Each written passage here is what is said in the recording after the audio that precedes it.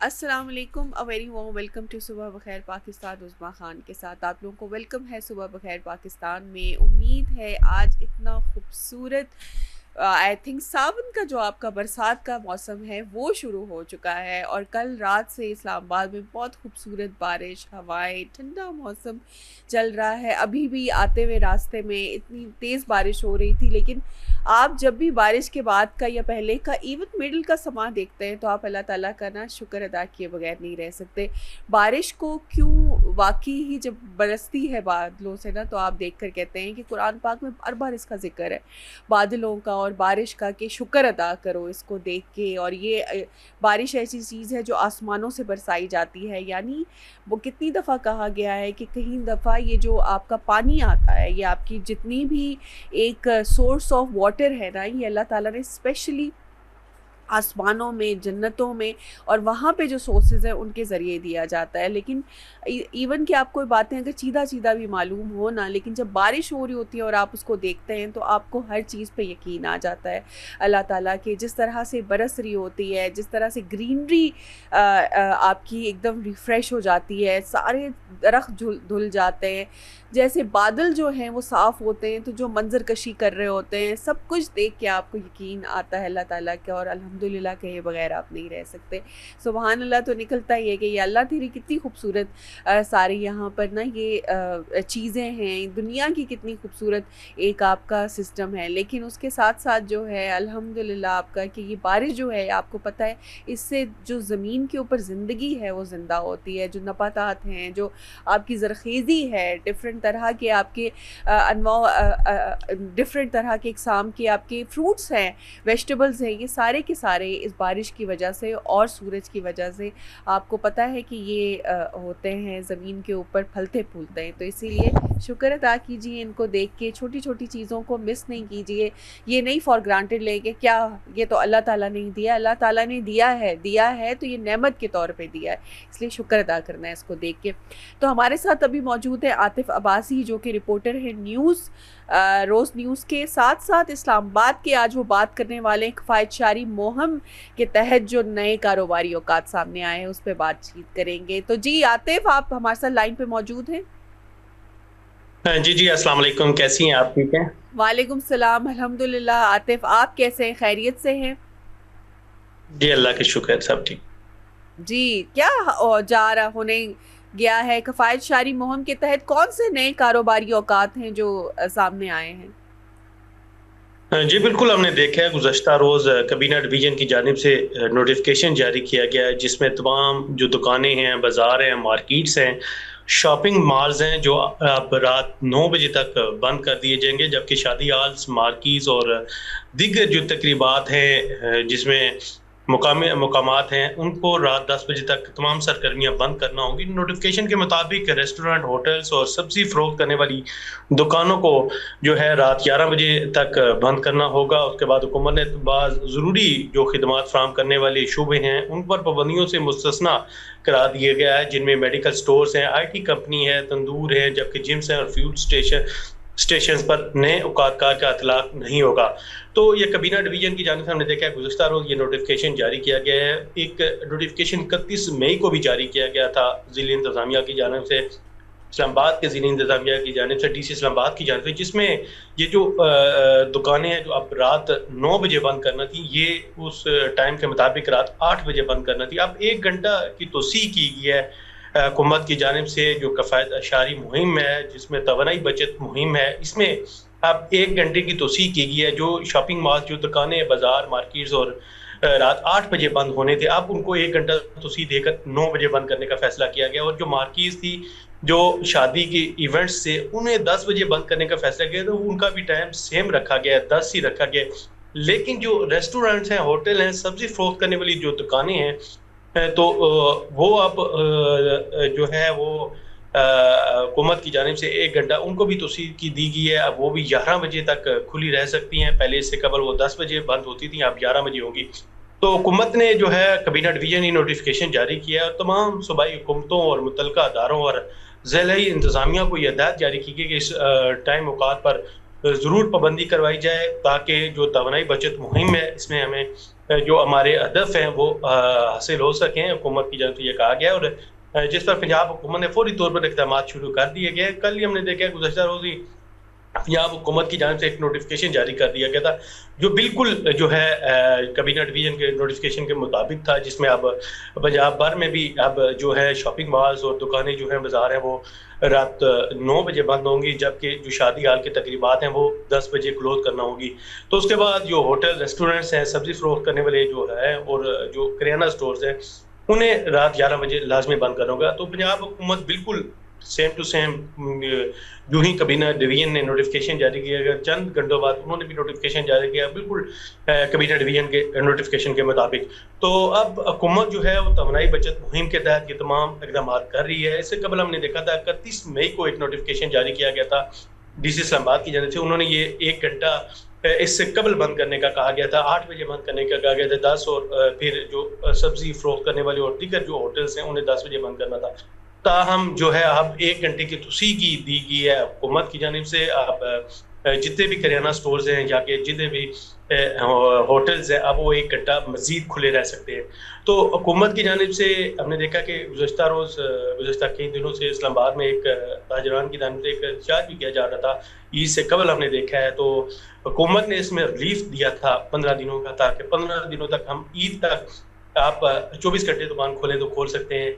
तमाम जो दुकानें थी उसे मुस्तस्ना करा दिया था। ताहम 31 मई को ईद के बाद एक नोटिफिकेशन जारी हुआ था, टाइम फ्रेम दिया गया था, और अब हमने देखा गुज़श्ता रोज़ जो है कैबिनेट डिवीजन की जानिब से नोटिफिकेशन जारी किया गया, जिसमें एक टाइम फ्रेम दिया गया है कि कब दुकानें बंद की जा सकती हैं। अब हमने देखा है कि रात जो है अगर बात करें तो रात जो दुकानें हैं और बाजार हैं, मार्केट हैं, शॉपिंग मॉल्स हैं, वो अब 8 के बजाय 9 बजे बंद होंगे, जबकि जो मार्कीज़ हैं, जबकि शादी हाल्स हैं, जो इवेंट्स हो रहे हैं वो 10 बजे ही होंगे। जबकि उसके अलावा जो रेस्टोरेंट्स हैं, होटल्स हैं और सब्जी फरोख्त करने वाली दुकानें वो 11 बजे बंद होगी।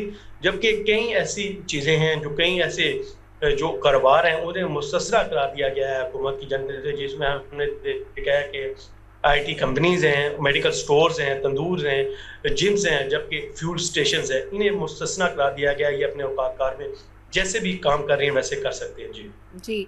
तो आतिफ, आप क्या समझते हैं कि ये जो औकात कार सामने हमारे आए हैं, ये क्या परमानेंट बेसिस के ऊपर है, या फिर जैसे ईद की वजह से एक रिलैक्सेशन दी थी और उसके बाद दोबारा से ये हुआ था, क्या इसकी वजह से होंगे, या फिर ये इलेक्ट्रिसिटी की कंजप्शन कम करने के लिए ये परमानेंट तौर पे ये आवर्स इम्प्लीमेंट कर दिए गए? जी देखिए, इन्हें परमानेंट तो नहीं कहा जा सकता, क्योंकि अमेरिका और ईरान जंग के बाद तवानाई बचत पर जब हुकूमत आई, जो हमने देखा पेट्रोलियम मसनूआत की कीमतें जो हैं वो इंक्रीज़ हुई, उसके बाद हुकूमत ने ये फैसला किया कि तवानाई के हवाले से जो मुहिम चलाएगी, जो बचत की मुहिम चलाएगी। उसके बाद ये फैसला किया गया था कि जो तमाम जो दुकानें हैं, इससे कबल ये फैसला कर लिया गया था कि तमाम जो दुकानें हैं ये जो हैं इनके औकात जारी किए जाएँ कि कब बंद हो कब ओपन हो, और इसके हवाले से जो हमारी एक मुहिम है उसे हमें जो हमने हदफ रखा है वो हासिल कर लिया जाए। तो दूसरी जानिब जैसे कि आपने कहा कि ये क्या परमानेंटली जाएगा, जब तक ज़राए के मुताबिक हमारे सोर्सेज ये कह रहे हैं, जब तक अमेरिका और ईरान की सेटलमेंट नहीं होती, जो उनका मायदा नहीं होता, तब तक ये सिलसिला जारी रहेगा। तवानाई पेट्रोलियम मसनूआत की कीमतें अपनी पुरानी कीमतों पर जब तक नहीं आएंगी, तब तक ये जो सिलसिला है, ये जो दुकानें और ये जो बंद करने का टाइम फ्रेम दिया गया है, ये इसी तरह जारी रहेगा। जी जी, बिल्कुल ऐसा ही है। बहुत शुक्रिया आतिफ, आपने हमारे साथ ना सिर्फ डिफरेंट जो टाइमिंग्स हैं, औकात सामने आए हैं, उनके मुतल्लिक ज़िक्र किया, बल्कि कौन कौन से इदारे या शॉप्स जो हैं इससे मुस्तस्ना हैं, कौन कौन से जो आपकी डिफरेंट फील्ड्स के हैं, जैसे जिम्स हैं, और उन सब के टाइमिंग्स भी एक्सटेंड कर दिए गए हैं, वो सब भी इन्होंने हमारे साथ शेयर किए। तो बहुत शुक्रिया आतिफ अब्बासी आपका। अभी हमारे साथ नेक्स्ट लाइन पे मौजूद हैं, हाँ जी, न्यूज़ हम लोगों ने कुछ आपके साथ शेयर करनी है, उसके बाद हम चलेंगे अपने ब्यूरो चीफ की बात। आई थिंक न्यूज़ ब्रेक के बाद हम उनके साथ शेयर करेंगे। अभी देखते हैं कि हमारे पास क्या न्यूज़ है जो कि हमारी टीम ने हमारे साथ शेयर की है। जी, इम्तहानी तनाज़ात पर कॉकरोच जनता पार्टी के बानी ने बड़ा ऐलान कर दिया। कॉकरोच जनता पार्टी के बानी अभिजीत दीपके ने भारत के दारुल हुकूमत नई दिल्ली में 6 जून को एहतजाजी तहरीक शुरू करने का ऐलान किया है। भारतीय मीडिया के मुताबिक अभिजीत ने कहा कि वो 6 जून को भारत वापस आकर दिल्ली के जंतर मंतर पर पुरअमन एहतजाज का आगाज करेंगे। इनका मौक़िफ़ है कि मुल्क में मुख्तलिफ इम्तहानी तनाज़ात के बाइस तलबा का मुस्तकबिल मुतासर हो रहा है, जिस पर फौरी तौर पर जिम्मेदारी तय की जानी चाहिए। तबके ने मुतालबा किया कि net, GOP, paper leak, CBS, CUIT और SSGT समेत मुख्तलिफ इम्तहानी बेज़ादगियों के ज़िम्मेदार कबूल करते हुए मरकज़ी वज़ीर तालीम धर्मेंद्र प्रधान अपने अहदे से इस्तीफ़ा दे दें। इनका ये भी दावा है कि इम्तहानी निज़ाम में होने वाली मुबीना बेज़ाब्तियों से 1 करोड़ से ज़ायद तलबा मुतासर हुए। इन्होंने एक वीडियो पैगाम में तलबा, नौजवानों और हामियों से अपील की कि वो 6 जून को दिल्ली में इनके एहतजाज में शरीक हों। दिपके के मुताबिक पेपर लीक और दीगर तनाज़ात के बाइस तलबा शदीद ज़हनी दबाव का शिकार हुए। कई नौजवानों की मेहनत ज़ाया हुई और बाइस अफसोसनाक वाक़यात में खुशी जैसे संगीन नताइज भी सामने आए। इनका कहना था कि हालात में जिम्मेदारियों का तयन नागज़ीर हो चुका है। इन्होंने ये भी दावा किया कि वज़ीर तालीम के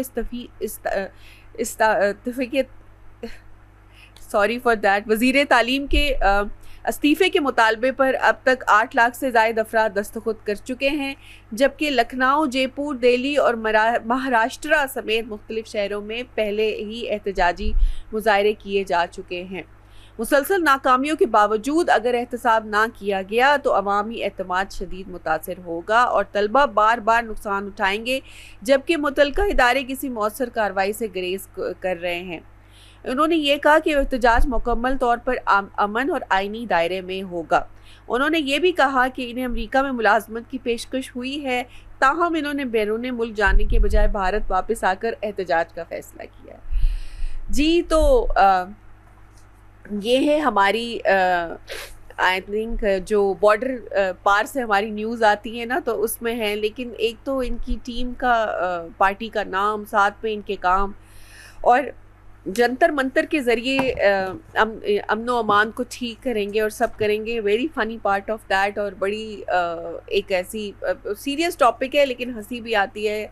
क्या करें, नॉन सीरियस तरीके से उसको ये लोग प्रेजेंट करते हैं। बट हाँ, बिल्कुल एजुकेशन को ठीक रहना चाहिए। बट अब नो अमान इतनी भी बिगड़ा नहीं है कि आप उसको, हाँ, अगर आप उस पोजीशन पे आना चाहते हैं वो एक अलग बात है।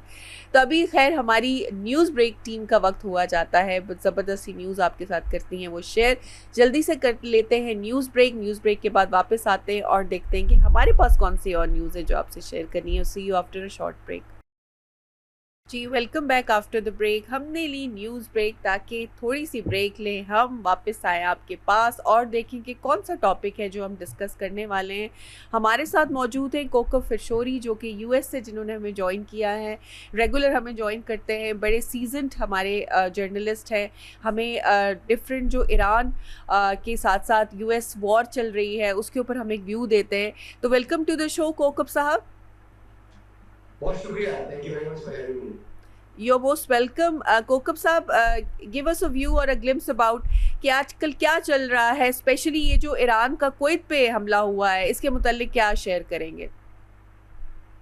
जी बिल्कुल, ईरान ने कुवैत पे जो हमला किया है वो कुवैत का इंटरनेशनल एयरपोर्ट है, उसके टर्मिनल 1 पे हुआ है और उसमें एक हलाकत की इत्तला है और वो बताया जा रहा है कि वो इंडियन शहरी है और मुख्तलिफ रिपोर्ट्स मुख्तलिफ नंबर्स दे रही हैं ज़ख्मियों के। जो सबसे ज़्यादा तादाद सामने आई है ज़ख्मियों की वो 60 के करीब है, 60 लोग ज़ख्मी हुए। ईरान का कहना है कि उसने ये हमला इसलिए किया क्योंकि उसे ये लग रहा था कि कुवैत की सरजमीन को इस्तेमाल करके उस पर जो हमले किए जा रहे हैं उसका जवाब है, जबकि अमेरिका ने ज़ाहिर है इसे जहरियत करार दिया और कुवैत ने भी इसको बहुत बड़ी जहरियत करार दिया। लेकिन अगर हम इस वक्त की बात करें, जो यहाँ वाशिंगटन में अब से चंद घंटे कबल अमरीकी कांग्रेस ने एक करारदाद मंजूर कर ली है, पास कर ली है, जिसमें कि सदर ट्रंप को ईरान पर मजीद हमले करने से रोक दिया है। 215 अरकान ने कांग्रेस के इसके हक में वोट दिया, 208 ने इसके खिलाफ वोट दिया, लेकिन ज़ाहिर है वो करारदाद मंजूर हो गई है कि सदर ट्रंप ईरान पर मजीद हमले नहीं कर सकते। जी, ये तो एक अच्छी न्यूज़ है। I think very positive initiative.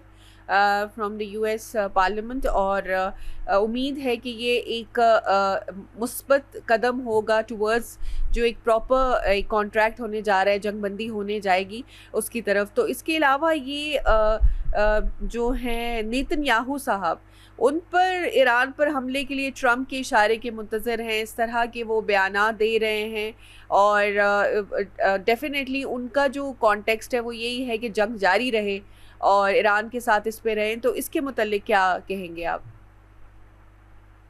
देखिए, बेंजामिन नेतन्याहू जो इजराइल के वज़ीर आज़म हैं, उन पर ये तनकीद बहुत ज़्यादा हो रही है, और बिल्कुल अब तो खुल के वेस्टर्न मीडिया, ये बात हम कोई पाकिस्तान की मीडिया की या जो मिडल ईस्ट का मीडिया उसकी बात नहीं कर रहे। वेस्टर्न मीडिया इंक्लूडिंग बीबीसी पर भी ये स्टोरी थी कि कोई भी किसी भी तरह की डील ईरान के साथ अमेरिका करे तो वो नेतन्याहू को काबिल कबूल नहीं होगी। Any deal is a bad deal for him, यानी कि वो ये नहीं चाहते कि जंग बंद हो। तो ये बात तो उन पर ये खुल के तनकीद हो रही है। इसी दौरान जो एक जिस तरह से आपने कहा कि एक अच्छी पेशरफ्त की, जैसे आप बात करी थी थोड़ी देर पहले, तो एक अच्छी पेशरफ्त यहाँ वाशिंगटन में ये भी हुई है कि लबनान और इसराइल के दरमियान मुज़ाकरात हुए हैं, जिसमें ये तय पाया है कि अब इसराइल लबनान पर हमले नहीं करेगा और हिजबुल्लाह इसराइल पर हमले नहीं करेगा।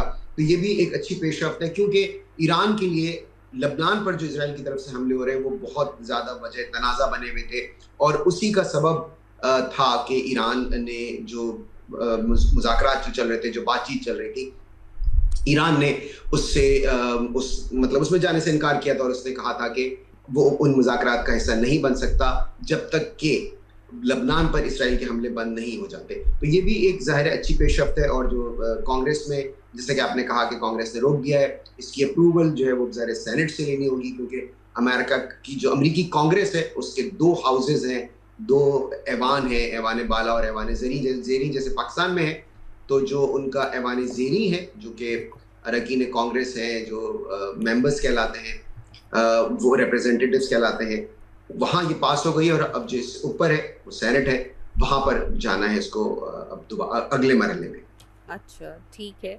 और ये भी है कि कुछ बहुत सारे आप देख लें कि बयानात हैं मुख्तलिफ एक तरह के आ रहे हैं ईरान की जानिब से। जो हो रहा है, वज़ीर ख़ारजा के मुताबिक अब्बास इराक़ची ने मुख्तलिफ ममालिक के आला हुकाम से रब्ता करके खित्ते की ताज़ा सूरत हाल पर डिस्कस किया है। उन्होंने पाकिस्तान, फ़्रांस, तुर्किया, कतर और मिस्र को कॉल किया है, और इसके अलावा फ़ील्ड मार्शल आसिम मुनीश साहब से भी, वो भी इसमें शामिल हैं। अब इस तरह की बातें भी आ रही हैं। सेकेंड, अमेरिका ईरान से डील की भीख क्यों मांग रहा है? सेनेटर कॉरी बेकर, ये भी उनके बयानात आ रहे हैं। अमेरिका के डेमोक्रेटिक सेनेटर कॉरी बेकर ने इस्तफसार किया है कि आखिर अमेरिका क्यों ईरान से डील की भीख मांग रहा है। सेनेट में पेशी के मुकाबले वज़ीर ख़ारजा मार्को ब्यूरो से सख्त सवालात किए और उनसे इस तरह के ये भी पूछे। तो ये एक तरफ तो वो भी की जा रही है, लेकिन साथ साथ एक आप कह सकते हैं कि एक डिफरेंट जो स्टांस है वहाँ पे, जो उसके अगेंस्ट भी हैं लोग, वो भी पूछ रहे हैं कि क्या है कि जो अमेरिका इतना यूएस जो है अब सबलाइम होकर इन कंडीशंस के ऊपर उनसे कह रहा है, जबकि वो ये नहीं समझ रहे हैं कि अगर तो ये दिखा रहा है तो ये दोनों ममालिक के लिए फ़ायदामंद है। जी, आपने जो बात की ना उनकी मार्को रूबियो की, जो कि वज़ीर ख़ारजा हैं, वो ज़ाहिर है गए थे सेनेट के सामने। देखिए, अमेरिका में जो तर्ज़ हुकूमत है उसकी 3 ब्रांचेस हैं। एग्जीक्यूटिव, जो कि ज़ाहिर है व्हाइट हाउस है, जो कि सदर है, उनकी काबीना है। फिर कांग्रेस, वो दूसरी ब्रांच है, और तीसरी जुडिशरी।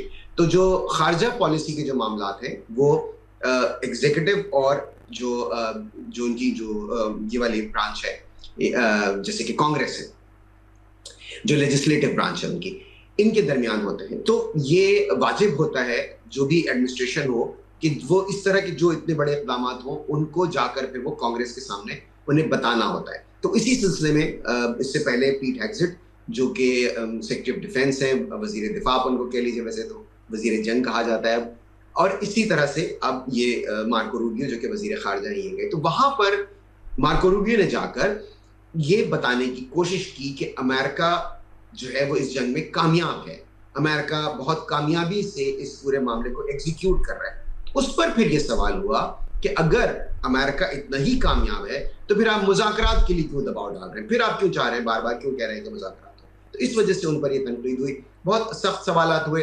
ज़ाहिर है मार्को रूबियो बहुत मंझे हुए सियासतदान है, अब तो बतौर वजीर खारजा भी उनको काफ़ी तजुर्बा हो गया है। वो सदारत के लिए भी एक अपने उम्मीदवार थे, उन्होंने हिस्सा भी लिया था और सदर ट्रंप के खिलाफ वो डिबेट में भी मतलब बहुत ज़्यादा बढ़ चढ़ कर उन पर तनकीद करते थे।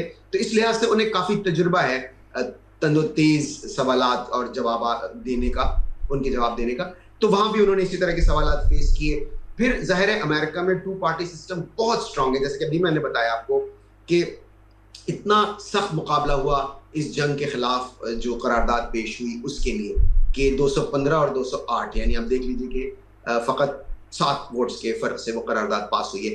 तो ये दोनों पार्टीज एक दूसरे पर चेक रखती हैं, एक दूसरे पर तनकीद करती हैं, एक दूसरे के जो भी इस तरह के मामलात होते हैं उस पर सवालात करती हैं। तो उसी सिलसिले में जो मार्को रूबियो हैं अमेरिकी वज़ीर ख़ारजा, उनसे इस नौइयत के सवालात हुए और उन पर इस तरह की तनकीद हुई।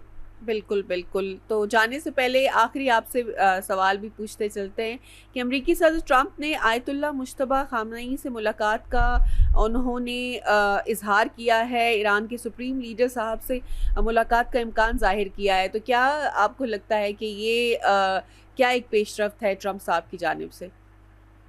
देखिए वो इंटरव्यू अगर आप देखिए, मैंने देखा उसका वो वाला हिस्सा, तो उसमें वो जो इंटरव्यू कर रही थी खातून, उन्होंने एक हाइपोथेटिकल क्वेश्चन पूछा, यानी कि एक मफरूज़ा था कि आप मतलब उन्होंने बताया कि भाई अब वो इंचार्ज हैं, पहले उनके वालिद साहब इंचार्ज थे, अब वो इंचार्ज हैं, मुज्तबा ख़ामनई साहब जो है वो इंचार्ज है। तो उन्होंने कहा कि क्या आप उनसे मिलने के ख्वाह होंगे? उन्होंने कहा क्यों नहीं, मैं उनसे मिलूंगा। तो वो एक बरसबीले तस्करा जिस तरह से होता है वो कहते थे। लेकिन जाहिर है जब एक इस तरह का बयान अमेरिकी सदर की तरफ से आ रहा हो तो उसको हम बहुत ज़्यादा उसको वेट देना चाहिए, उसको बहुत ज़्यादा उसकी मानवियत होती है।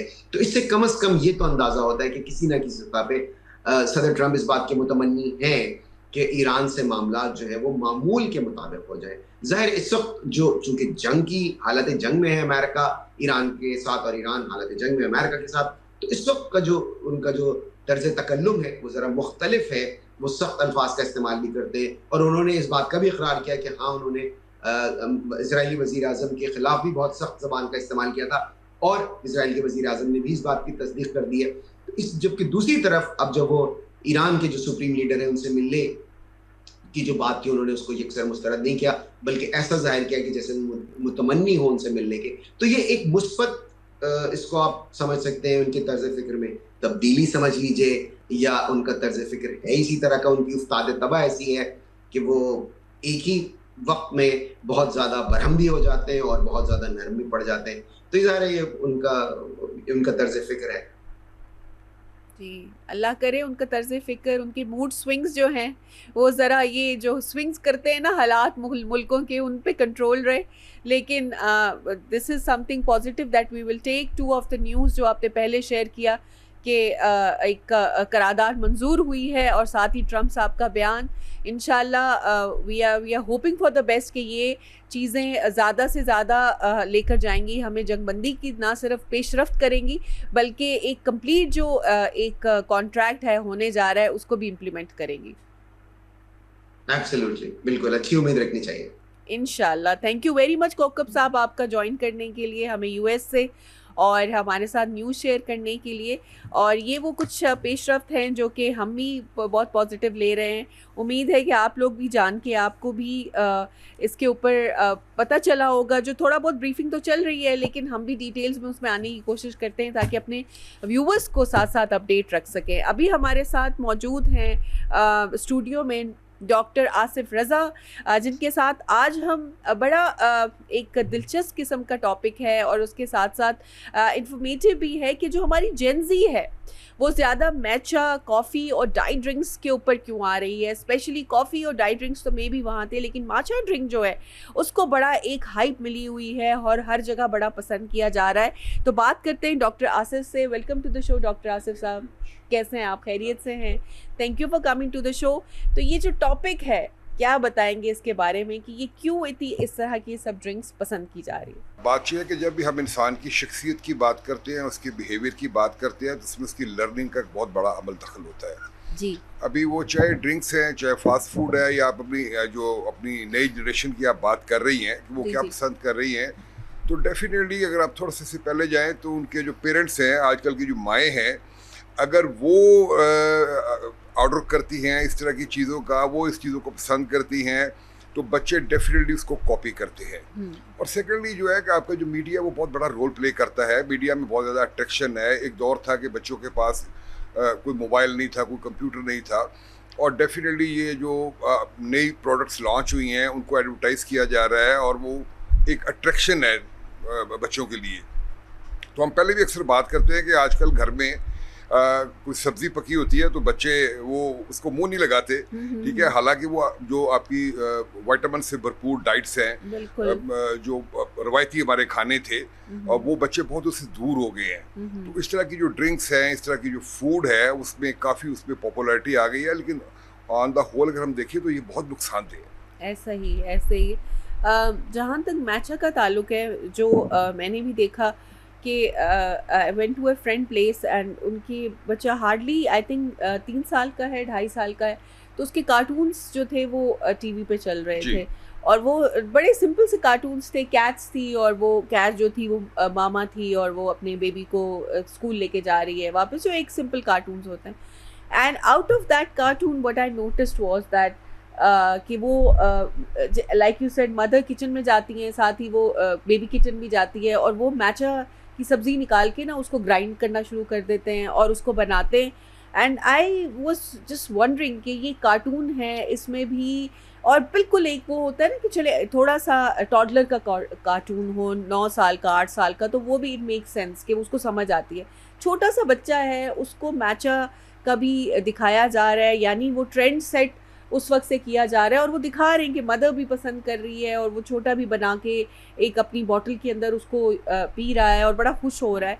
तो लाइक ये जो ये ट्रेंड है, अगेन ये स्टार्ट हुआ है। आप जिस भी कॉफ़ी शॉप पे जाएं, अभी आपको बेशक और कोई हर्बल आपको चीज़ें मिले ना मिले, जैसे ग्रीन टी आपको मुश्किल से मिलेगी या 1-2 चीज़ें मिलेंगी, लेकिन माचा टी जो है वो सबका एक मेन्यू पे आ चुका है।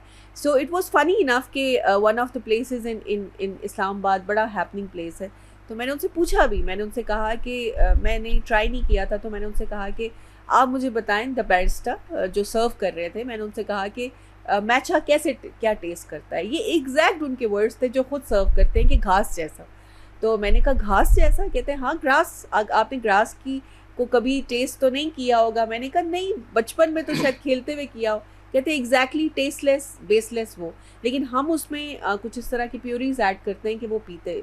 तो प्रॉब्लम तो नहीं मैं उसको कहूँगी, लेकिन एक सोचने की बात यह है कि ये इतना फीका ड्रिंक है। It's like some people can have it, लेकिन ये ट्रेंड में नहीं आ सकता क्योंकि इसका कोई टेस्ट नहीं है, कोई ऐसी कोई इसकी खास बात नहीं है जिसकी वजह से ये जा रहा है। स्टिल जैसे कि आपने कहा कि ट्रेंड का हिस्सा बन रहा है, तो ये थोड़ा सा तो मेरे ख्याल से सोचने की बात है कि क्यों। मैं उसमें बताता हूँ बादशाह जी कि अगर हम साइकोलॉजी की बात करें, हम लर्निंग की बात करें, तो हम ये कहते हैं कि बच्चा जब बहुत छोटा होता है तो उसकी माँ दुनिया की बेहतरीन औरत होती है और बाप दुनिया का बेहतरीन मर्द होता है, ऐसे ही। और बच्चा उनके बिहेवियर्स को कॉपी कर रहा होता है। लेकिन जो ही बच्चा अपनी अर्ली प्यूबर्टी में आता है, यानी 12-13 साल की उम्र में आता है, तो वो अपने माँ बाप के असर से निकल के तो अपने पीयर्स, अपने हम उम्रों का प्रेशर ज्यादा लेना शुरू कर देता है। ऐसा ही है, बिल्कुल, और वो अपने हम उम्रों का जो बिहेवियर होता है वो उसको अट्रैक्ट करता है। ऐसे ही। अब कतई नजर इसके कि उसका कोई टेस्ट है या नहीं है, जब वो ये देख रहा है कि उसके हम उम्र जो हैं या उससे जो बड़े थोड़े से लोग बच्चे हैं वो उसकी तरफ अट्रैक्ट हो रहे हैं और वो ड्रिंक यूज कर रहे हैं, तो ही just tries to copy them. वो बिहेवियर को कॉपी करता है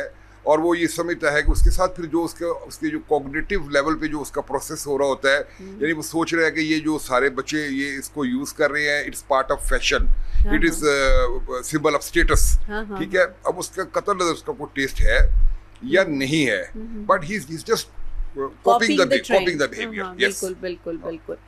तो कुछ हमारे पास भी जो इसके ऊपर हैं फाइंडिंग्स हैं, हमारे प्रोड्यूसर साहब ने निकाली हैं ओवरऑल एक इंटरनेट पे। तो उसके मुताबिक ये कह रहे हैं कि माहिरीन के मुताबिक इन मशरूबात की बढ़ती हुई मकबूलियत के पीछे ना सिर्फ ट्रेंड है बल्कि सोशल मीडिया असरात भी हैं, जबकि गहरी नफ्सियात भी है ज़रूरी जो कार फरमा है। उसमें ये है जी, गैर यकीनी हालात, मौशी दबाव और तेज़ रफ्तार तर्ज ज़िंदगी के दरमियान नौजवान ऐसे मालूमात तलाश कर रहे हैं जो इन्हें वक्ती तौर पर सुकून, तसलसल और कंट्रोल का एहसास दे सके। देखिए, ये एक हाइपोथेसिस हो सकता है, ये एक अजम्पशन हो सकती है। अदरवाइज तो आप ये इसकी अगर इनिशियल फॉर्म है तो इसकी एक्सट्रीम फॉर्म एडिक्शन है, ऐसे ही, ठीक है ना। तो अगर हम इसको टेक्निकल देखें तो ना तो एडिक्शन से किसी को सुकून मिल सकता है, ना किसी तरह का कोई चीज़ सब्सटेंस यूज़ करने से सुकून मिल सकता है, क्योंकि आपकी जो मेंटल हेल्थ होती है या आपकी जो हैप्पीनेस होती है वो आपके अंदर होती है। उसकी मिसाल सबसे बड़ी ये है कि आप 1000 साल पहले चले जाएं तो आपका एनवायरनमेंट तब भी इम्परफेक्ट था, आ जाएं तो आज भी इम्परफेक्ट है, और 1000 साल बाद चले जाएं तो भी इम्परफेक्ट ही होगा। लेकिन आप इसी इम्परफेक्ट एनवायरनमेंट में देखते हैं कि कुछ लोग ऐसे भी हैं जिनको आप 10 बातें भी कर लें तो वो खुश होते हैं, ठीक है, दे डोंट फील। और कुछ ऐसे लोग भी हैं जिनको आप सिर्फ ओए करके बुला लें तो उन्होंने 2 हफ्ते बैठ के सोचना होता है जी कि ये उसने क्यों कहा। So problem is not in the environment, ठीक है, ये एक जस्ट एक साइकोलॉजिकल आप एक सहारा ले रहे हैं, साइकोलॉजिकल एक एस्केप कर रहे हैं। अदरवाइज टेक्निकल इसमें कोई आपको सपोर्ट नहीं है, और ना ही आपको साइकोलॉजिकली आपकी कोई जो मॉशी स्ट्रेस है, आपकी सोशल स्ट्रेस है, ये उसके ऊपर कोई आपको हेल्पफुल साबित हो सकता है। ऐसा ही है, बिल्कुल है। और बिल्कुल ये जो सब्सटेंसेस या इस तरह की चीज़ें लेके करने की कोशिश की जाती हैं, तो ज़रूरी नहीं है कि ड्रग्स ही यूज़ और एब्यूज़ हो। हाँ। आपकी बाकी जैसे कॉफ़ी है, जी ठीक है, निकोटिन है, हाँ। इसको भी लोग जो दिन में 3-3 4-4 कप दे रहे होते हैं, that is also the misuse of. देखिए एक लेवल तक हम तो कह सकते हैं कि ये आपके सेंट्रल नर्वस सिस्टम पर असर करती है, आपकी कैफीन है, वो एक हद तक एक सब्सटेंस है, वो आपको एक टेम्परेरी रिलैक्स करता है, ऐसे ही है, ट्रू। बट आप यू डोंट थिंक कि ये एक पर्टिकुलर या परमानेंट वे है जो आपको रिलैक्स कर देगा। अगर आप 4 कप या 5 कप कॉफी के ले रहे हैं तो अल्टीमेटली तो वो नुकसान दे रहे हैं ना आपको। ऐसे ही है, बिल्कुल बिल्कुल बिल्कुल ठीक कह रहे हैं। और कहते हैं जी, तहकीक में ये भी है कि ये आदतें एक तरह के इमोशनल एंकर्स का किरदार अदा करती हैं, यानी बार बार एक ही चीज़ को पीने या इसी मखसूस रूटीन को अपनाने से दिमाग को एक तरह का सुकून और इस्तेकाम मिलता है, जिससे ज़हनी दबाव कम करने में मदद मिलती है। और इसके अलावा हालिया बरसों में सोशल मीडिया पर वायरल होने वाले ट्रेंड्स जैसे कि फ्रिज सिगरेट भी इसी रुझान की अक्कासी करता है, जिसमें इस तस्वुर के तहत लोग फ्रिज खोलकर एक मशरूब निकालते हैं, इसे एक मुख्तसर वक्फे या सांस लेने के लम्हे के तौर पर इस्तेमाल करते हैं। ये अमल बज़ाहिर सादा है, लेकिन इसके पीछे गहरी ज़हनी कैफियत छुपी होती है, जिसमें इंसान मसरूफ़ ज़िंदगी के दरमियान थोड़ा सा तवक्कुफ़ चाहता है।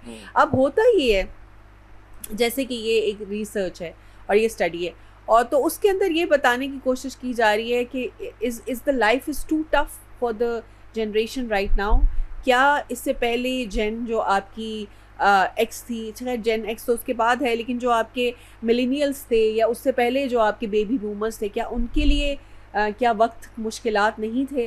क्या आपको लगता है साइकोलॉजिकली इतना ज़्यादा प्रेशराइज्ड हो रहे हैं कि इस तरह के ट्रेंड्स हर दिन बढ़ते जा रहे हैं और नए नए आ रहे हैं? नहीं, मैं इस बात से बिल्कुल एग्री नहीं करता जी कि लाइफ इस दौर में टफ हो गई। लाइफ हमेशा ही टफ रही है।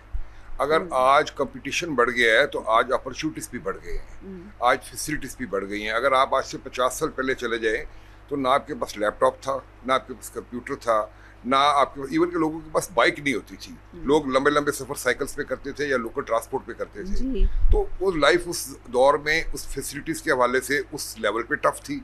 आज अगर कंपटीशन बढ़ गया तो फैसिलिटीज़ भी उतनी ज़्यादा हैं। और मैं ये समझता हूँ कि हमारे मुल्क की अगर बात करें तो हमारा मुल्क तो एक ऐसी ज़बरदस्त इसमें अपॉर्चुनिटीज़ है कि जो काम करने वाला इंसान है उसको तो उसकी बड़ी डिमांड है, उसको लोग घर से ले जाते हैं आके।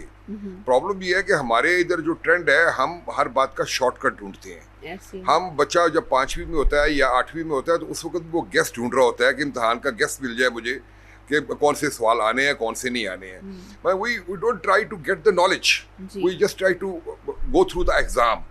तो आज भी लोग तलाश करते हैं उन लोगों को जो काम करने वाले हैं, जो कॉम्पिटेंट हैं और जिनमें कैपेबिलिटीज है। तो वो इससे ये नहीं फर्क पड़ता कि अगर आबादी बढ़ गई है, तो अगर आबादी बढ़ी है तो फैसिलिटीज में भी इजाफा हुआ है और अपॉर्चुनिटीज भी बढ़ गए। तो लाइफ ये आज, जैसे मैंने आपको पहले कहा कि लाइफ आज से 200 साल पहले भी टफ थी अपने एनवायरनमेंट के जो उसका स्ट्रक्चर है, और लाइफ 1000 साल बाद भी टफ होगी, ठीक है। लेकिन उसके मुताबिक वो एक निस्बत तनासब जो आपका होता है, रेशो जो होती है आपकी फैसिलिटीज़, आपकी कैपेबिलिटीज़, आपके काम करने की सलाहियत और आपकी मोटिवेशन, ये सारी चीज़ें बड़ा रोल उसमें प्ले करती हैं।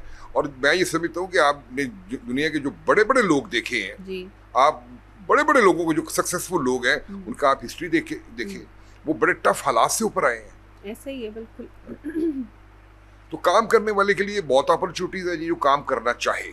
हाँ, शॉर्टकट के लिए तो आप अगर आपके पास नॉलेज ही नहीं है, आपके पास स्किल ही नहीं है, तो डेफिनेटली फिर आपके पास अपॉर्चुनिटी भी नहीं है। बिल्कुल बिल्कुल। डॉक्टर आसिफ साहब, मैं भी यहाँ पे ऐड करना चाहूँगी कि जैसे एक वक्त में जब मैंने यूथ पॉलिसी पे काम किया था फॉर AGK, तो बहुत सारे फैक्टर्स में ना एक साइकोलॉजिकल फैक्टर जो कि हम डिस्कस कर रहे हैं वो भी था। उस साइकोलॉजिकल फैक्टर में जो आपके एक और पैरामीटर है वो आपका सोशल मीडिया। सोशल मीडिया पे पहले इतना नहीं होता था कि जैसे अगर कोई छोटी से छोटी और बड़ी से बड़ी अचीवमेंट है ना, उसके काउंटर पार्ट या उसके जो कोलीग्स हैं या उसके जो फ्रेंड्स हैं वो मुसलसल डाले जा रहे हैं। So if somebody has a good car वो उसको डालेगा, if somebody has a good mobile वो उसको डालेगा, अगर कोई फॉरेन ट्रिप हो रहा है वो उनको बड़े प्राउडली डालेंगे, इवन जो आप बार बार हर रोज़ जाके बैठ जाते हैं किसी जगह पे खा पी रहे हैं आप वो डाल रहे हैं। So they are constantly in a competition with their themselves, with the others, with their friends, even जो उस एज के और ग्रुप में ब्लॉगर्स हैं वो कंटिन्यूसली, क्योंकि वो इन्फ्लुएंसर्स हैं, वो डाल रहे हैं। तो एक मुख्तलिफ तरह का कंपटीशन अराइज हो चुका है, जिसके अंदर हर वक्त अपने आप को देखना कि मेरा लाइफस्टाइल इसके लाइफस्टाइल से कम है, मेरे पास जो ब्लेसिंग्स हैं या मेरे पास जो नेमतें हैं वो इससे तो बहुत ही कम है, ये पता नहीं कहाँ पहुँच गया, जबकि वो शायद किसी जगह बैठ के वो जो एग्जैजरेशन है ब्लॉगर्स की या इवन एक नॉर्मल बंदे की वो ज़्यादा है। लेकिन सोशल मीडिया पे क्योंकि आप किसी घर के अंदर जाके बार बार झांक तो नहीं सकते कि इसको क्या मिल गया मैं ज़रा देख लूँ, but you have a window of Facebook and Insta now जहाँ पे वो कंटिन्यूसली आपको बता रहा है कि जी मुझे इस कदम पे भी ब्लेसिंग मिल रही है और इस कदम पे भी। ये बहुत ज़्यादा उनको डिक्लाइन कर रहा है कि शायद हम लोग पीछे रह गए और लोग आगे बढ़ गए। यही बात समझने की ज़रूरत है जी। डेफिनेटली अगर स्कूल में एक बच्चा बाइक पे उसके पेरेंट्स छोड़ने जा रहे हैं और एक बच्चे को गाड़ी पे छोड़ने जा रहे हैं, तो जिसको बाइक पे छोड़ने जा रहे हैं उसके अंदर एहसास कमतरी तो आता है, मैं इसे डिसएग्री नहीं करता। और इसी तरह जब एक बंदा अपनी ब्लेसिंग्स को शो ऑफ करता है तो उसका देखने वालों पे इम्पैक्ट तो आता है। लेकिन समझने की बात ये बात साइकोलॉजिकल स्किल्स की है, ये समझने की बात है। बात यह है कि जो बंदा बजाते खुद अपनी ब्लेसिंग्स को शो ऑफ कर रहा है उसकी अपनी सेल्फ एस्टीम बड़ी डाउन है। समझने की बात यह है कि अगर वो उसकी सेल्फ एस्टीम अप होगी तो उसको शो ऑफ करने की जरूरत ही पेश नहीं आएगी। मुझे क्या जरूरत पेश आ रही है कि मैं लोगों को बताऊं जी मेरे पास इतनी मालियत की गाड़ी है, मेरे पास इतनी मालियत की ये ब्लेसिंग है। तो मैं अगर ये बता रहा हूँ तो इट मीन्स कि I am seeking the attention of the people, and if I am seeking the attention of the people, so अब मैं खुद एहसास कमतरी का शिकार। ऐसे ही है। तो बात ये है कि सीखने की जरूरत ये होती है कि हमने उस चीज को एंजॉय करना होता है जो हमारे पास है, जो हमारे पोजेशन में है। ठीक है, अगर हम अपने से फोकस हटा के और इधर इधर देखेंगे तो फिर हम कुछ भी नहीं कर पाएंगे। देखिए ना, हम एक मिसाल देते हैं अपने पेशेंट्स को, हम कहते हैं जी आप एक ऐसी रेस में शामिल हैं जिसमें एक तरफ तो वर्ल्ड चैंपियन भी शामिल है और एक तरफ वो शख्स भी शामिल है जिसकी एक टांग ही नहीं है, बिसाखियों से चल रहा है। तो what will be your strategy? आप उस दौड़ को कैसे दौड़ेंगे? बिल्कुल। अगर आप वर्ल्ड चैंपियन को दौड़ेंगे तो उसके साथ आपका मुकाबला नहीं है। अगर आप उस शख्स को देखेंगे जिसकी एक टांग नहीं है उसके साथ भी आपका मुकाबला नहीं है। तो आपकी स्ट्रेटेजी यहाँ पे ये हो कि आपने ना उधर देखना है ना आपने उधर देखना है, बल्कि आपने फोकस करना है कि मेरी बेस्ट एफर्ट क्या है। खुद से मुकाबला हो। अगर आप अपने से फोकस हटा के इधर उधर देखेंगे, लोगों को देखेंगे, उसकी गाड़ी को देखेंगे, उसके घर को देखेंगे, तो फिर आप एंजाइटी का शिकार हो जाएंगे, आप एहसास कमतरी का शिकार हो जाएंगे और आपके अंदर जो कैपेबिलिटीज और कैपेसिटीज है आप उनको भी यूटिलाइज नहीं कर पाएंगे। तो यही समझाने की बात है हमारे नाज़रीन के लिए कि बेशक ऐसे ब्लॉगर्स ऐसी चीज़ें आपको सोशल मीडिया पे प्रेजेंट कर रहे हैं, आपको दिखा रहे हैं, लेकिन आप ये देखें कि आपके पास क्या है और आप अपनी बेहतरीन एफर्ट्स क्या कर सकते हैं और जो कर सकते हैं क्या वो कर रहे हैं या नहीं कर रहे हैं। ऐसा ही है, बिल्कुल ठीक बताया आपने। डॉक्टर आसिफ रज़ा साहब, बहुत शुक्रिया आपका। बड़ा एक बेज़रर सा टॉपिक लगता है, but actually this is very important right now in understanding the psychology कि हमारी जेनज़ी जो है डिफरेंट वो क्या किन चीज़ों पे कंसंट्रेट कर रही है और क्यों कर रही है। बहुत शुक्रिया आपको शो पे आने के लिए, थैंक यू फॉर कमिंग। यहाँ पे एक बड़ा सा इम्पॉर्टेंट टॉपिक जैसे हम समझते हैं उस पर डिस्कशन के बाद अभी ब्रेक लेने का वक्त हुआ है, जल्दी से ब्रेक लेते हैं, वापस आते हैं और देखते हैं कि क्या और न्यूज़ आपके साथ करनी है हमने share. So see you after a short break.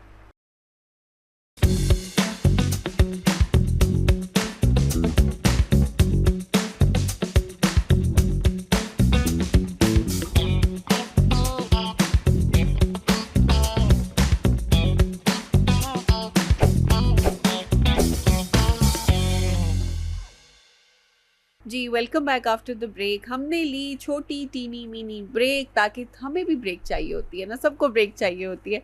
तो बस उस ब्रेक के लिए हमने ली ब्रेक, और जब ब्रेक से आए वापस तो आपके साथ करनी है थोड़ी सी न्यूज़ शेयर, जिसके अंदर सबसे पहले न्यूज़ है जो अमरीकी सदर ट्रंप ने आयतुल्लाह मुश्तबा खामनाई, सुप्रीम लीडर हैं जो ईरान के, उनके लिए कहा है कि मुलाकात का उन्होंने इजहार किया है। उन्होंने कहा है कि ईरान के जो सुप्रीम लीडर साहब हैं उनसे वो मुलाकात करने का उन्होंने अंदिया दिया है, और उन्होंने कहा है कि मुज़ाकरात में कि वो अमेरिका के साथ मुज़ाकरात में मसरूफ़ है। शायद किसी मौके पर आयतुल्लाह मुश्तबा खामनी से मुलाकात भी हो जाए, लेकिन इसका इन्हिसार सूरत हाल पर होगा। एक इंटरव्यू में डोनाल्ड ट्रंप ने यह भी एतराफ़ किया कि इन्होंने इस्राएली वज़ीर आज़म नेतन्याहू से गुस्से में और सख्त लहजे में गुफ्तगू की थी। इनका कहना था कि वो नेतन्याहू की लबनान के साथ मुसलसल लड़ाई से परेशान थे। तो दो तीन चीज़ों का तो उन्होंने इसके बीच में ज़िक्र किया। साथ ही कहते हैं जी कि उन्होंने ये कहा कि चाहता यही हूँ कि खामनाई साहब से ना सिर्फ मुलाकात हो, बल्कि साथ साथ उन्होंने एक तरफ तो ईरान के लिए अच्छी एक पॉजिटिव थॉट्स का वो ज़िक्र किया, लेकिन साथ साथ उन्होंने इस बात का भी ज़िक्र किया कि वो कहते हैं कि डोनाल्ड ट्रंप साहब नेतन्याहू के ऊपर काफ़ी उन्होंने प्रेशराइज़ किया है, जिसको नेतन्याहू साहब ने भी आप कह सकते हैं कि एक्सेप्ट किया है कि बिल्कुल उनके साथ इस तरह से बात हुई थी, और इसकी वजह से ही उनका एक पर्सपेक्टिव है इसके ऊपर कि वो लबनान के साथ करना नहीं चाहते, जो कि यहाँ पर तो नहीं, लेकिन ये मैंने भी कहीं पे पढ़ा था जिसमें उन्होंने नेतन्याहू साहब से कहा था कि इसराइल से हर कोई नफ़रत करता है। तो ये एक ऐसा सच है जो कि उन्होंने उनके साथ शेयर किया, और उनको एक मेरे ख्याल से वो सच्चाई, वो हकीकत जो वो पहले से जानते हैं, वो उनके साथ उनके ऑलरेडी वो शेयर कर चुके थे। तो दूसरी तरफ जी सेनेटर कोरी बेकर जो हैं, अमेरिका ईरान से डील की भीख क्यों मांग रहा है। अमेरिका के डेमोक्रेटिक सेनेटर कोरी बेकर ने इस्तफसार किया कि आखिर अमेरिका क्यों ईरान से डील की भीख मांग रहा है, और उन्होंने सेनेट में पेशी के मौके पर वज़ीर ख़ारजा मार्को ब्यूरो से सख्त सवालात भी किए। कहते हैं जी कि अमेरिका ईरान से डील की भीख क्यों मांग रहा है, और इसमें सबसे बड़ी जो आपकी चीज़ है वो यही है कि एक तरफ तो आपकी डेफिनेटली, जैसे कि हमें हमारे कौकब साहब हैं, फिशोरी साहब, उन्होंने शेयर किया कि उन्होंने इस डील को एक्सेप्ट किया है, इस डील को ना सिर्फ माना है कि ये जो कांग्रेस में हुआ है कि अब ईरान के ऊपर हमले नहीं होंगे, लेकिन साथ साथ अमेरिका ईरान से ये इनके सवालात जो हैं वो भी बड़े टफ किए जा रहे हैं कि ये क्यों इतना ज़्यादा कॉम्प्रोमाइज्ड पोजीशन पे जा रहे हैं। डेफिनेटली जो अमेरिकन सेनेटर्स हैं उनमें काफ़ियों के ये इसके ऊपर सवाल हैं। साथ ही जो जैसे कि हमने आपको बताया था कि नेतन्याहू से सख्त जो गुस्से भरे लहजे में ट्रंप साहब ने बात की है, उसके ऊपर भी ये है कि अमरीकी सदर ने इसराइली वज़ीर आज़म के फ़ोन कॉल के दौरान उनको कहा कि लुबनान में इसराइली फ़ौजी कार्रवाइयों पर सख्त बरहमी का इज़हार किया और मुबीना तौर पर इन्हें पागल और नाशुक्रा करार दिया। ट्रंप ने कहा कि ईरान ने जोनी हथियार न रखने पर इत्तफाक किया है, ईरान का तनाज़ा ख़त्म होगा तो तेल की कीमतें भी कम होंगी। इन्होंने कहा कि इस वक्त ईरान में ज़मीनी फ़ौज भेजने की ज़रूरत नहीं, ईरान की सूरत हाल तेज़ी से तब्दील हो रही है और इसके नताइज भी बहुत अच्छे हैं। तो जी ये एक वो है, आप कह सकते हैं कि एक this is one of the positive news जो कि कुछ हम लोगों को इससे यहाँ पे मौसूल हुई थी। और सबसे ज़्यादा जिस चीज़ के ऊपर था कि पेशरफ्त होनी चाहिए, एक नेक्स्ट स्टेप की तरफ जाना चाहिए, और वो नेक्स्ट स्टेप के ऊपर हमने देखा है कि वो नज़र आना शुरू हुआ है ट्रंप साहब की तरफ से भी, ईरान की तरफ से भी। हाँ, जो हम बीच में बात कर रहे थे कोरी बेकर साहब की, उन्होंने यही कहा था कि जी कोरी बेकर ने कहा कि डील भी ऐसी जैसी जिसे खुद अमेरिका ही पहले कचरे के डब्बे में फेंक चुका था, ईरान ने आबनाए हरमज़ बंद की हुई थी, जिसके जवाब में उन्होंने ये कहा था। मार्को ब्यूरो ने कहा कि अमेरिका ईरान जंग खत्म हो चुकी है और मुज़ाकरात की भीख नहीं मांगी जा रही। ईरानी एटमी प्रोग्राम पर मुज़ाकरात इंतहाई टेक्निकल मामला है जो 5 दिन में तय नहीं हो सकता। इनका कहना था कि इस पर माहिरीन की मीटिंग्स 1 महीना, 2 महीने, 3 महीनों तक भी चल सकती हैं और ईरान को इंतहाई अफजूदा यूरेनियम तल्फी के हवाले से मुज़ाकरात का अहद करना चाहिए। इन्होंने मजीद कहा कि आज ईरान अपने एटमी प्रोग्रामों के जिन पहलुओं पर बात करने को राज़ी हो गया, इनसे पहले इनकारी था। तो ये कुछ थे जो हमने आपके साथ उनकी सेनेट से, उनकी पार्लियामेंट से शेयर किए। ना सिर्फ एक पॉजिटिव वो, लेकिन साथ साथ जो वहाँ पे कोरी बेकर साहब हैं उनका एक थोड़ा सा सख्त इसके बारे में वो था, लेकिन मार्को ब्यूरो साहब ने भी काफ़ी अच्छे जवाब दिए। हाँ जी, मार्को रूबियो ने साहब ने भी जो एक बड़ा अच्छा एक स्टांस दिया, और वो यही कि ये ख़त्म होने जा रहे हैं और डेफिनेटली जो आपके मुज़ाकरात होते हैं उन पे वक्त ज़रूर लगता है और उस वक्त के दौरान आपको थोड़ा सा पेशेंट होना पड़ता है और पेशेंट होके रिज़ल्ट का इंतज़ार करना पड़ता है। साथ ही जी चिनाब ब्यास मंसूबा पाकिस्तानियों को से मारने की भारतीय साजिश। भारतीय रियासत हिमाचल प्रदेश के गवर्नर कविंदर गुप्ता ने चिनाब ब्यास मंसूबे का ऐलान कर दिया है। भारतीय मीडिया की रिपोर्ट के मुताबिक हिमाचल प्रदेश के गवर्नर कविंदर गुप्ता ने पीर को शिमला में मीडिया से गुफ्तगू करते हुए कहा कि पाकिस्तान को सबक सिखाना ज़रूरी है।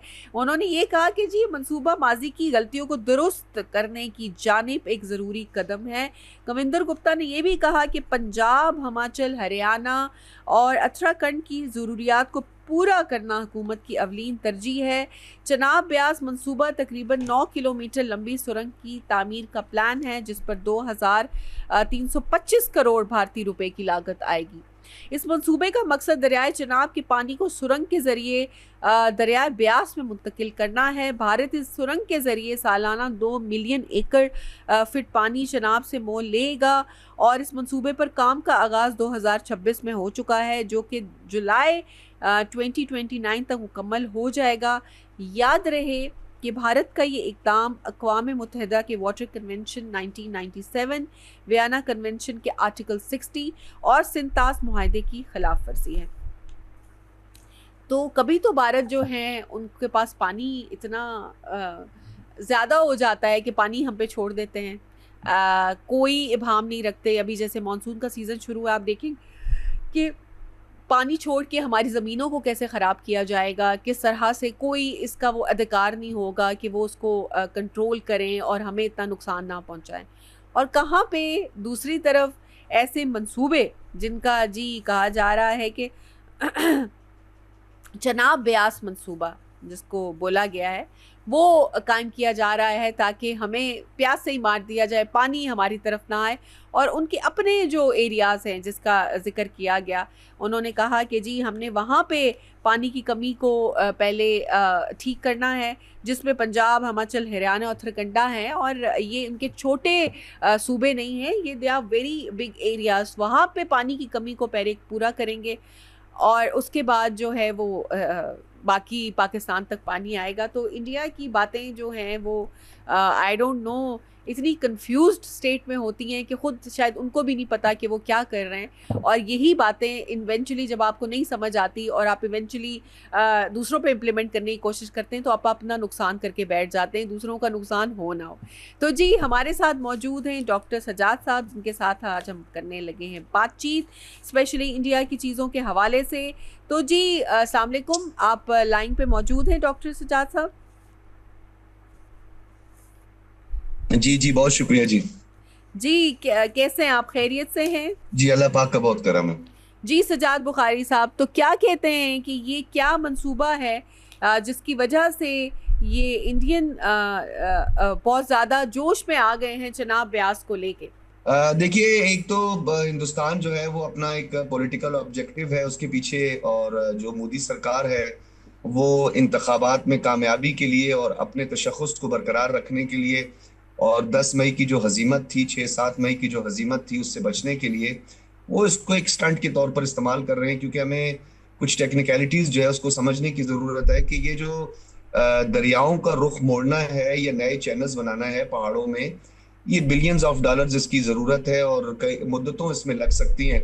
और आपको पता है ये हमें जो बार बार कहते हैं कि हम आपका इंडस रिवर या सिंधु दरिया जिसको ये कहते हैं कि वो हम बंद कर देंगे, मैं तो हैरान होता हूँ कि ये शायद कोई, जैसे वो टूटी हमारे यहाँ नहीं कहते कोई नलका सा होता है उसका वाल बंद कर देते हैं तो पानी बंद हो जाएगा, ऐसा हरगिज नहीं है। अगर इन्होंने हमारा इंडस रिवर बंद करना है तो उनको सबसे पहले ये तमाम के तमाम जो हमारे 1960s में हमें ईस्टर्न और वेस्टर्न दरिया मिले थे, बांटे गए थे, तो इनको ये तमाम दरियाओं को पहले बंद करना होगा। और फिर इनकी अपनी हालत तो ये है कि ब्रह्मपुत्र पे जो चाइना है उसने 4 डैम बनाए हुए हैं। अब वो जो 4 डैम बनाए हैं वो एक इशू इनके लिए लद्दाख में और अरुणाचल प्रदेश में ऑलरेडी बना हुआ है। ये अब एक नया महाज खोलने की कोशिश कर रहे हैं। तो मैं ये समझता हूँ ये टेक्निकली एक तो बहुत मुश्किल है। दूसरी बात है फिर इनको जमीनें हथियानी पड़ेंगी, जमीनें खरीदनी पड़ेंगी। और कुछ इतलात इस तरह की है कि ये कुछ कोशिश कर रहे जरूर हैं Indian illegally occupied Jammu and Kashmir के लोगों की जो प्रॉपर्टीज हैं उस पर कब्जा करने की जो है ये कोशिशें भी कर रहे हैं वहां पे, क्योंकि इन्होंने आर्टिकल 35A जो है उसको रिवोक इसीलिए किया था कि उसकी डेमोग्राफी को चेंज कर दें और उनकी जमीनों को हथिया लें। तो अब जो ब्यास, रावी या सुतलज के हवाले से जहां हम बात करते हैं तो पहले तो ये समझने की जरूरत है कि ये एक ट्रीटी साइन हुआ हुआ है, ये कोई मजाक नहीं है। इसमें वर्ल्ड बैंक जो है इसका सालिस है और ये भारत की ख्वाहिश पर भी हुआ है। और भारत बार बार, देखिए हमें कितनी हमारी जंगें हुई हैं, तो क्या माजी में इससे ज्यादा एग्रेशन नहीं आपको नजर आया? 65 में, 71 में बहुत डेवलपमेंट्स हुई हैं हमारे यहाँ बॉर्डर पे। फिर 99 पे हम कारगिल की बात करते हैं। तो अगर पानी रोकना इनके पास एक हथियार होता, ये वेपन होता, तो ये पानी का कब को रोक चुके होते। मैं इनको कभी कभी मिसाल देता होता हूँ, मैं कहता होता हूँ पानी जितनी गुंजाइश है इतना पिया करें, ज्यादा पानी पीने से पेट फट सकता है। तो इनकी इतनी कैपेसिटी नहीं है, ये सरासर झूठ बोलते हैं। टेक्निकली ये चीज बिल्कुल किसी सूरत में काबिल कबूल नहीं है। अब इन्होंने जो एक नया इसके लिए पॉलिटिकल ऑब्जेक्टिव तैयार किया है, उन्होंने ये कहा है कि जी कराची में पानी की किल्लत हो गई है, जबकि हमारा धाबे जी के जो पंपिंग स्टेशंस थे वो पिछले दिनों में काम करना छोड़ गए थे। तो इन्होंने पूरे 2 दिन इस पे टॉक शोज किए हैं कि जी देखिए हमने सिंधु दरिया बंद कर दिया और कराची के लोग बूंद बूंद पानी को तरस रहे हैं। इनको जबकि ये नहीं पता कि कराची को जो ड्रिंकिंग वाटर की सोर्स है किंजर और हाफ डैम, उसमें किंजर में कुछ पानी कम हो गया था और डेफिनेटली आपको पता है कि बहाव में कुछ कमी भी आ जाती है, मौसम का इम्पैक्ट भी होता है, वेदर का भी इम्पैक्ट होता है, फिर ये जो क्लाइमेट चेंज है इसका इम्पैक्ट भी है। तो फिर इन्होंने इसको एक हरबे के तौर पर इस्तेमाल किया। लेकिन ये हम अपने लोगों को भी बता दें कि हम दुनिया में एक्सपोज करने जा रहे हैं भारत को। और हम जो बार बार आलमी सालसी अदालत में जाते हैं या ये जो वाटर कमीशन का 2022 के बाद इजलास नहीं हुआ इंटर वाटर कमीशन का, ये हम भारत को एक्सपोज करने जा रहे हैं। हमें इस बात का पता है कि भारत की इतनी कैपेसिटी नहीं है। देखिए जिस मुल्क के 22% लोगों के पास बुनियादी जरूरत यानी वॉशरूम की सहूलत ना हो, वो अपना वॉशरूम तो बना नहीं सकते, वो वाटर चैनल्स नए बनाएंगे।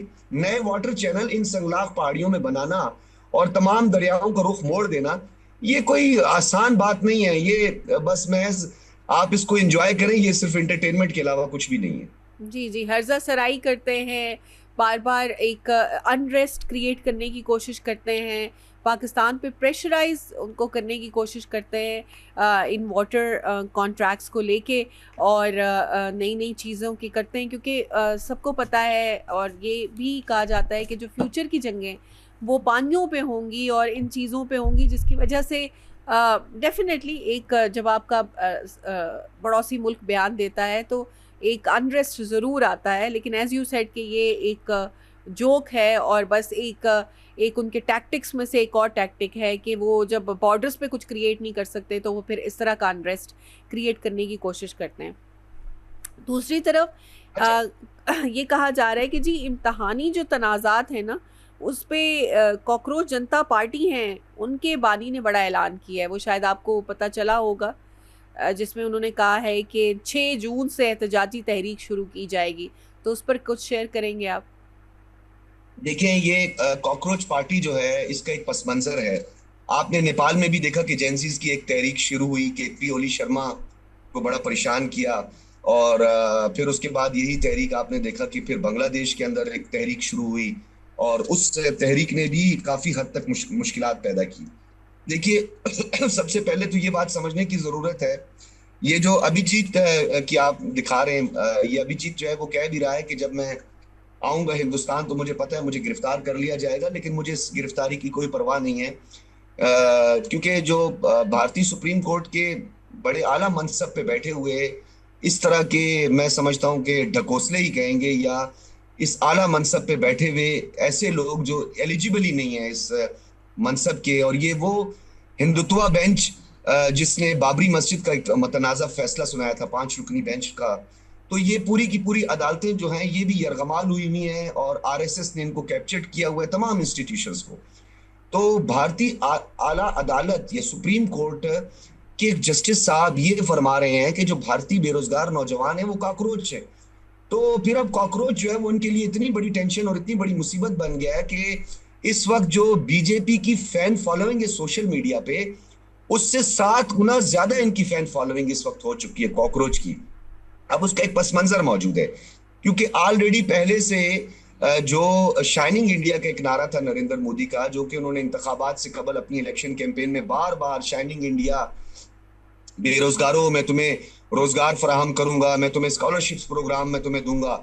लेकिन आपने देखा कि 3 जो दौरे इक्तदार या जो टेन्योर रहे हैं नरेंद्र मोदी के, बदतरीन माशी बहरान का इस वक्त हिंदुस्तान को सामना है, बेरोजगारी का हिंदुस्तान को सामना है। 750 अरब डॉलर से तजावुज कर गया इनका कर्जा, जो ये पाकिस्तान को बार बार बोलते हैं और ये खुद इनको अपनी देग नजर नहीं आती, हमें कटोरे की बात करते हैं तो ये पूरी दुनिया में देग लिए फिरते हैं। तो इस वक्त जो सूरत हाल है, इनके जो फॉरेन रिजर्व्स हैं ईवन के, क्योंकि ये भारत के नौजवानों को तो पता है, देखिए अब सोशल मीडिया का वक्त है, डिजिटलाइजेशन हो गई है, तो असरे हाजिर के तकाज़ों के मुताबिक जो है वो आप झूठ बोले तो नरेंद्र मोदी जो है वो असरे हाजिर को नजरअंदाज करके झूठ बोलते हैं।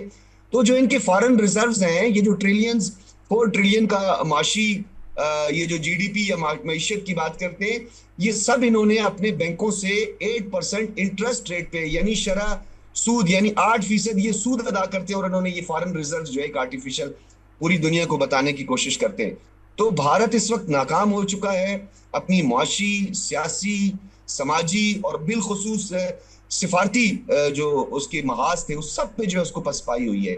इस वक्त भारत की अगर आप बात करें, जो मुल्क अभी तक अपने मुल्क के अंदर इतना आइसोलेटेड है, नहीं बांग्लादेश से उसकी सिफारती ताल्लुकात नहीं है, नेपाल, भूटान, श्रीलंका, मालदीव्स, बस उनके पास एक ही बची है, फादरलैंड और मदरलैंड। जैसे अभी ये लोग आपस में खेलते हैं, हम कहते होते हैं ना कलीमुल्लाह से सलीमुल्लाह और सलीमुल्लाह से कलीमुल्लाह।